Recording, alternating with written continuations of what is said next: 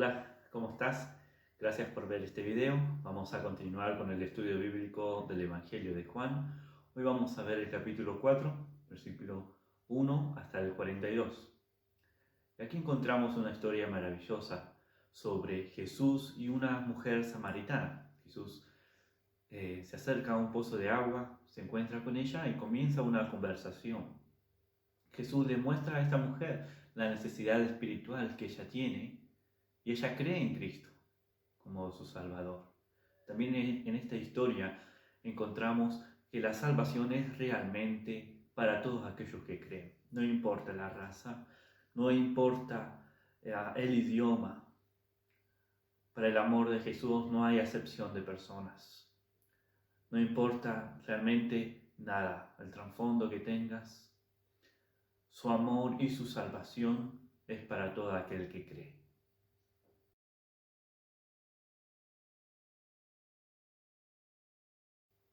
Para comprender mejor este pasaje, debemos entender que por algunas cuestiones políticas y religiosas, los judíos y los samaritanos no se trataban entre sí.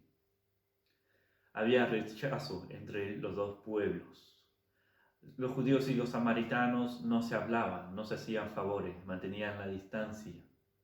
Y aquí está Jesús, un judío que se acerca a una mujer samaritana, que entra primero a una tierra samaritana. Los judíos no hacían eso. Los judíos profundamente estaban disgustados con los samaritanos y los samaritanos respondían a su rechazo. ¿Por qué ese problema entre las dos naciones? Porque hace muchos años fueron una sola nación. Los judíos y los samaritanos eran un solo pueblo. Tenían un solo rey. Pero la parte norte de Israel se separó y pusieron a un rey para ellos mismos, el cual los llevó por malos caminos. Esta división fue en contra de la voluntad de Dios. Los israelitas que se separaron, blasfemaron contra Dios, adoraron dioses falsos, hicieron becerros de oro para adorar, se mezclaron más tarde con los asirios y adoptaron sus prácticas paganas e hicieron la ciudad de Samaria su capital. Además de todas las blasfemias, los samaritanos rechazaron los escritos de los profetas, también rechazaron los libros históricos como Samuel, las Reyes, Crónicas, Proverbios y Salmos.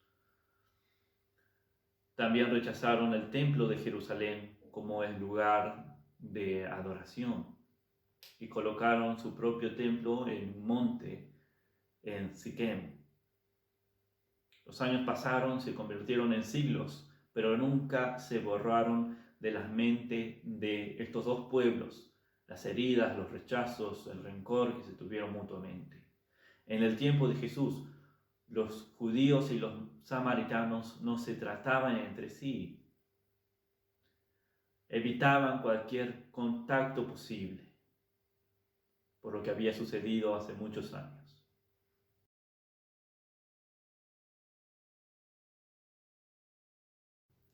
Leamos los primeros 4 versículos del capítulo 4 del libro de Juan. Dice así: Cuando pues el Señor entendió que los fariseos habían oído decir, Jesús hace y bautiza a más discípulos que Juan, aunque Jesús no bautizaba, sino que sus discípulos, salió de Judea y se fue otra vez a Galilea, y le era necesario pasar por Samaria. Lo primero que debe llamar nuestra atención es la afirmación de Juan en el versículo 4. Le era necesario pasar por Samaria. Los judíos evitaban pasar por Samaria por este problema que ellos tenían religioso y político. Entonces, cuando Juan dice que le era necesario pasar por Samaria, que Jesús iba a pasar por Samaria, podemos comprender que todo es parte del plan redentor de Dios, de traer salvación a este pueblo que fue menospreciado y que se ha descarriado. En los versículos 7 al 26 vemos este relato de Jesús con la samaritana, su conversación. Vamos a comenzar a ver esta conversación, versículos 7 al 9.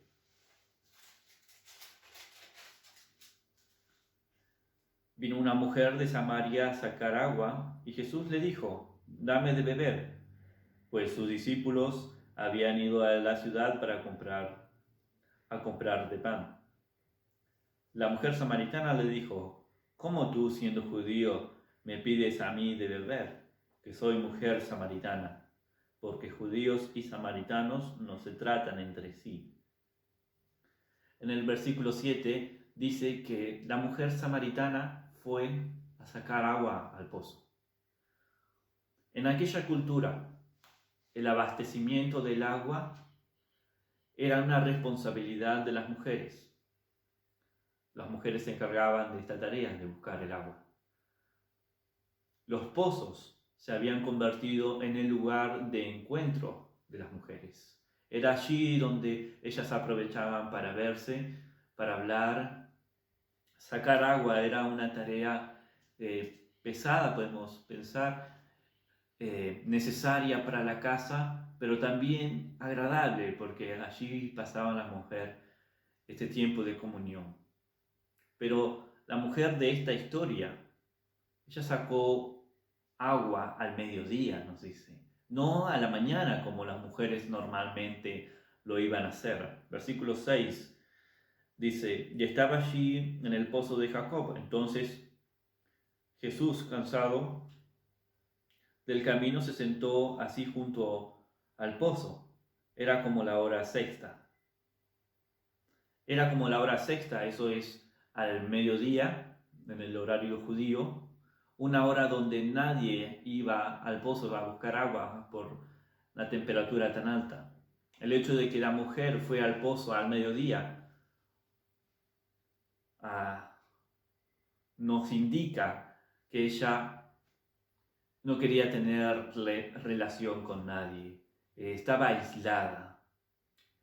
Y podemos notar más adelante en la historia que era una mujer de mala reputación. Jesús le pide agua y en esa conversación sobre el tema del agua, él trata de comunicarle verdades espirituales. De la misma manera que lo hizo con Nicodemo. Pero como Nicodemo tampoco pudo captar que el Señor estaba hablando de cosas espirituales, su mirada y sus pensamientos estaban en el agua física. En el versículo 10, Jesús dice así, respondió Jesús y le dijo, si conocieres el don de Dios y quién es el que te dice, dame de beber, tú le pedirías y él te daría agua viva. Jesús le habla del agua viva que Él puede darle. Esta expresión significa un agua corriente, un agua como un manantial que corre, agua viva que está en movimiento. Esta es un agua valiosa, esta es un agua difícil de conseguir, pero muy valiosa porque es pura, cristalina. Y en Siquem solamente, en Samaria solamente podían obtener aguas de pozo. Ese es el tema. El tema es que la mujer era de aquella región, conocía cada pozo y cada fuente de agua. Y en Siquem no había arroyos ni ríos, sino podías obtener esta agua en movimiento, esta agua viva. El lugar era seco, desértico, por eso Jacob tuvo que hacer allí un pozo para dar a beber a su familia y a su ganado. Entonces ella dice en el versículo 11 y 12, la mujer dijo, Señor, no tienes con qué sacarla y el pozo es hondo. ¿De dónde pues tienes el agua viva? ¿Acaso eres tú mayor que nuestro padre Jacob, que nos dio este pozo, del cual bebieron él, sus hijos y sus ganados? Sin darse cuenta, ella hizo la pregunta correcta. Jesús sí es superior a Jacob, y el agua que él tiene es superior a cualquier agua en Siquem. En otro intento para que ella vea más allá del agua terrenal, Jesús le dice en el versículo 13 y 14.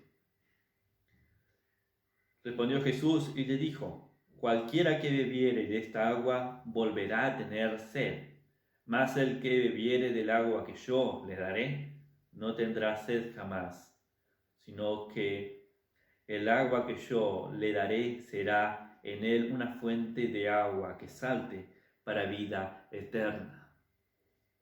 Un agua que lleva a la vida eterna. La mujer hace la petición correcta en el versículo 15. La mujer le dijo: Señor, dame esa agua para que no tenga yo sed, ni venga aquí a sacarla. Ella dice: Señor, dame esa agua. Esa es la petición correcta, pero está trancada en la idea de un agua física. Por eso añade: para que yo no tenga sed, ni venga aquí a sacarla. Sigue pensando en el agua material. Versículos 16 al 18, Jesús le dijo: ve, llama a tu marido y ven acá. Respondió la mujer y dijo: no tengo marido. Jesús le dijo: bien has dicho, no tengo marido, porque 5 maridos has tenido, y el que ahora tienes no es tu marido.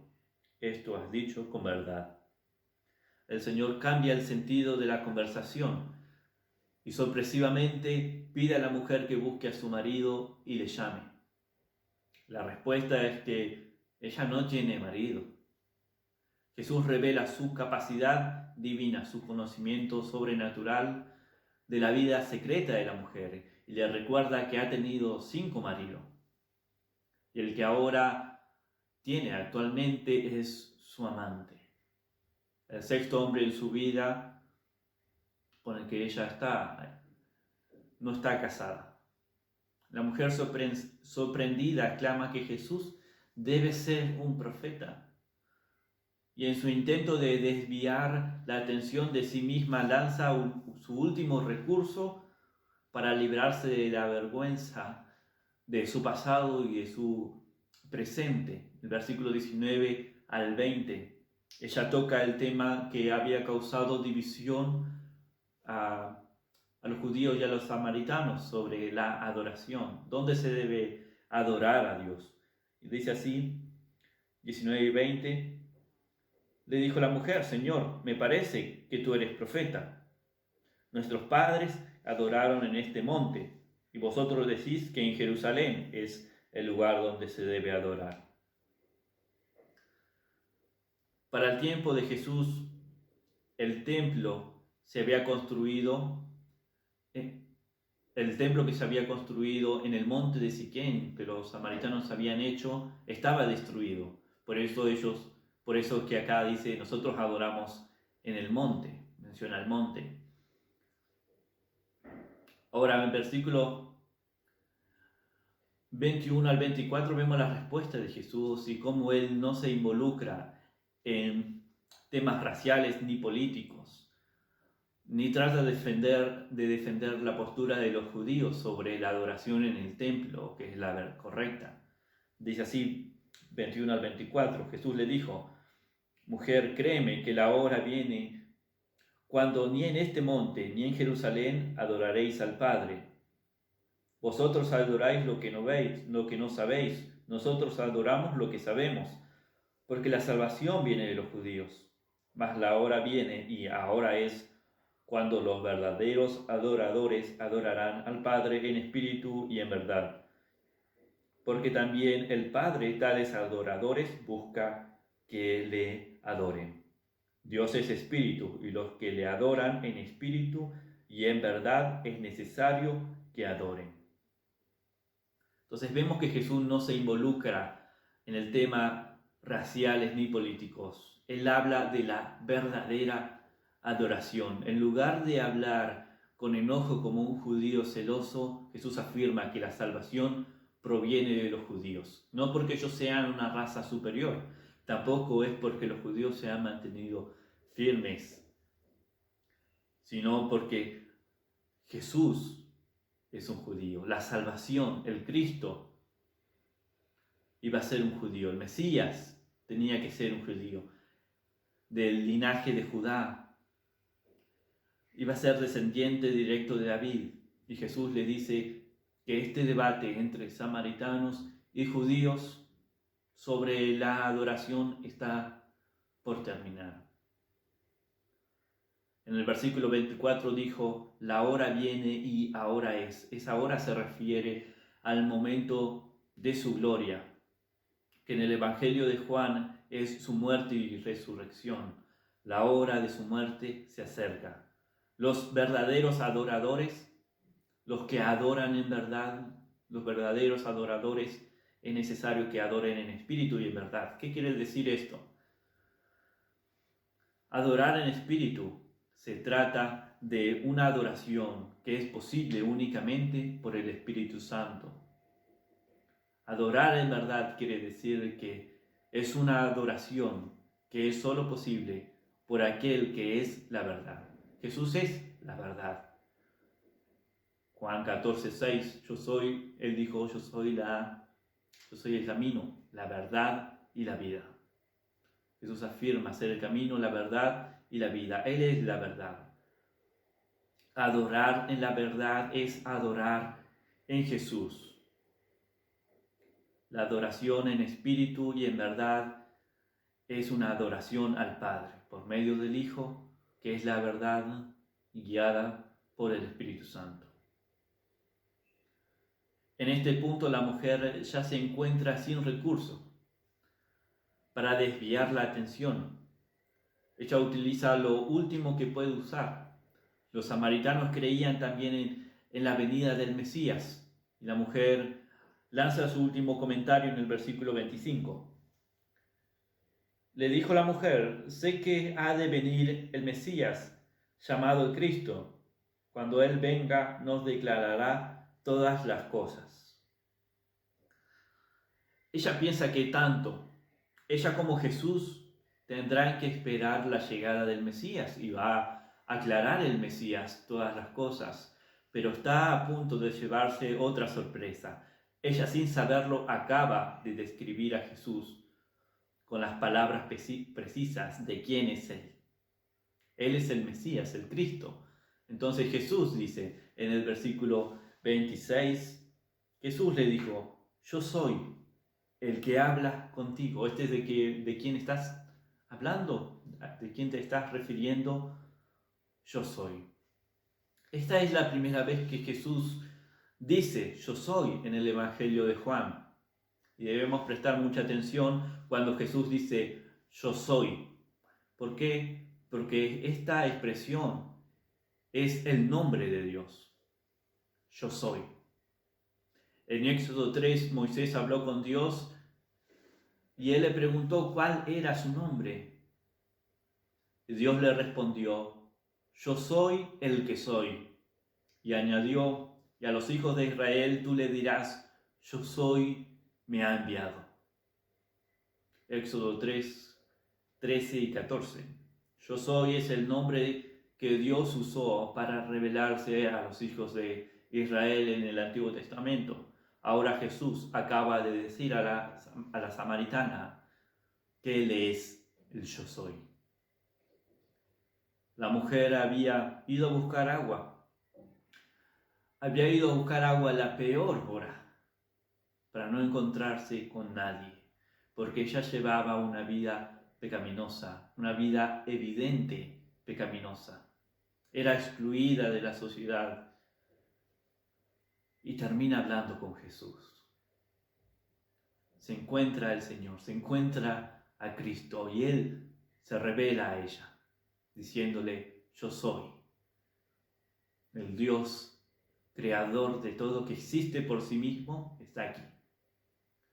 Cuando llegaron los discípulos, la mujer no dice más nada, sino que deja su cántaro y ahí vemos una poderosa imagen de que ella ya no necesita agua, la que había ido a buscar, más bien parece que el agua viva de la que Jesús habla empieza a fluir en ella. Pues fue a la ciudad y habló con los hombres.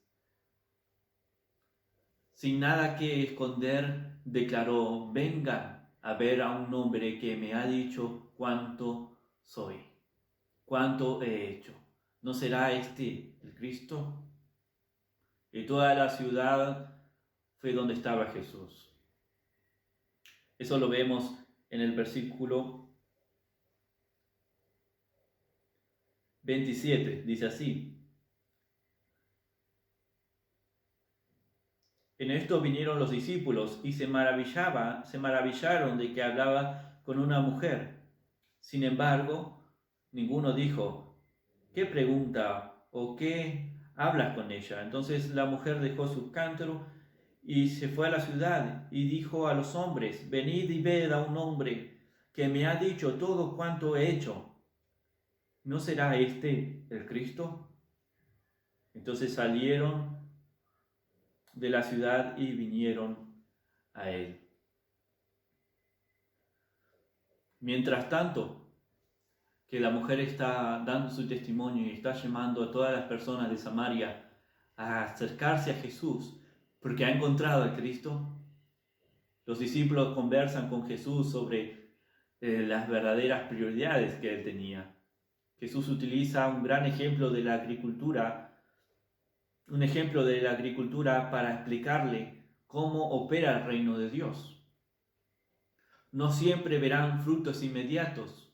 Uno puede sembrar, le dice Jesús, pero no está el fruto. Puede proclamar las buenas noticias. A veces otros cosechan.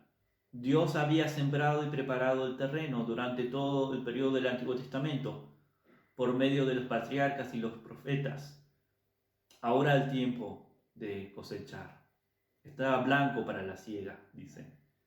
El tiempo para la gran cosecha de almas que creían en Jesús había llegado y el lugar para esa cosecha era Samaria. Jesús se quedó con ellos 2 días y muchos creyeron por las palabras de Jesús. Los samaritanos al final declaran que no creen solamente por la palabra de la mujer, por el testimonio de la mujer, sino que porque oyeron a Jesús. Versículo 39 al 42 dice: y muchos de los samaritanos de aquella ciudad creyeron en él por la palabra de la mujer, que daba testimonio diciendo: me dijo todo lo que he hecho. Entonces vinieron los samaritanos a él y le rogaron que se quedase con ellos. Y se quedó allí 2 días. Y creyeron muchos más por la palabra de él. Y decían a la mujer: ya no creemos solamente por tu dicho, porque nosotros mismos hemos oído y sabemos que verdaderamente este es el Salvador del mundo. Este es el Salvador del mundo, el Cristo. Oyeron a Jesús, creyeron en él. En este pasaje nos enseña mucho acerca del amor de Jesús. Viajando por Samaria, un lugar que cualquier judío iba a evitar, pero Jesús en su amor decide ir hacia allá. En la conversación con la mujer podemos aprender varias cosas. Podemos saber que su amor es incondicional, Él no menosprecia a nadie, no importa la apariencia, no importa el contexto, no importa lo que escondas, Jesús no menosprecia. Al contrario, su amor es tan grande. Podemos aprender que Jesús lo ve, lo sabe todo, Él conoce cada secreto. Él sabe todas las cosas, pero eso no significa que no menosprecie, sino que en su amor Él nos acepta. Aprendemos también que la verdadera adoración no proviene o no tiene que ver en cuanto a un lugar físico, sino con una persona, Cristo. La verdadera adoración es en espíritu y en verdad. En esa conversación podemos aprender muchas lecciones espirituales, pero lo principal que vemos en este pasaje, el propósito del autor, del apóstol Juan, es que sus lectores se den cuenta que Jesús es el Mesías, el Cristo. Y esto es lo que vemos aquí. los samaritanos, la mujer samaritana, lo vieron y creyeron que Jesús es el Cristo y dan ese testimonio de que Él es el Salvador del mundo, el Cristo.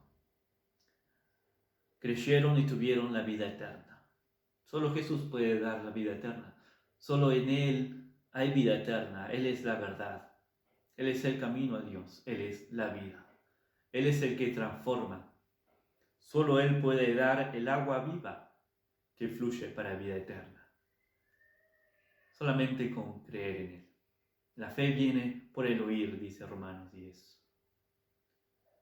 El oír por la palabra de Dios. Ellos creyeron cuando escucharon a Jesús, cuando vieron que realmente Él era el Cristo, de quien tenían escrito. Gracias por ver el video. Que Dios te bendiga. Saludos desde Angol.